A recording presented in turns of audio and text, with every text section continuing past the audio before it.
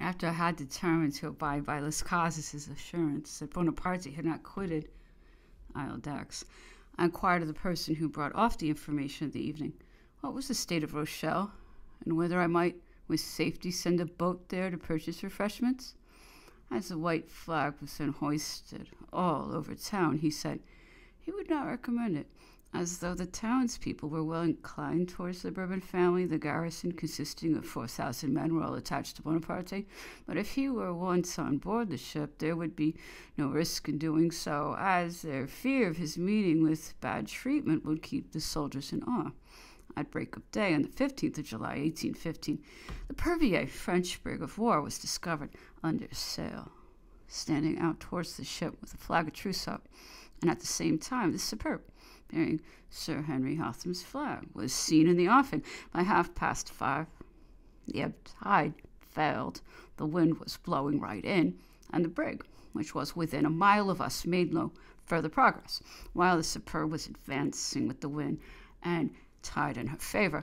Thus situated, and being most anxious to terminate the affair I had brought so near to a conclusion previous to the admiral's arrival, I sent off Mr. Mott, the first lieutenant, in the barge, who returned soon after 6 o'clock, bringing Napoleon with him.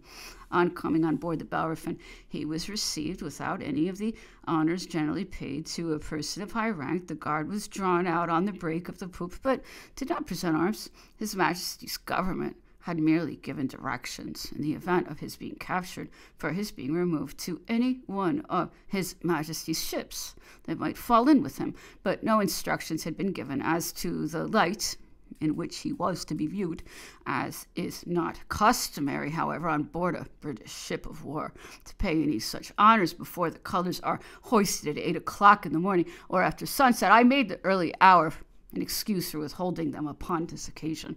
Bonaparte's dress was an olive-colored greatcoat over a green uniform with scarlet cape and cuffs, green lapels turned back and edged with scarlet, skirts hooked back with bugle horns embroidered in gold, plain sugarloaf buttons and gold epaulets. Being the uniform of the chasseur cheval of the Imperial Guard, he wore the star or Grand Cross of the Legion of Honor and the small cross of that order, the Iron Crown, and the Union appended to the buttonhole of his left lapel. He had on a small-cocked hat with a tricolored cockade, plain gold-hilted sword, military boots, and white waistcoat and breeches.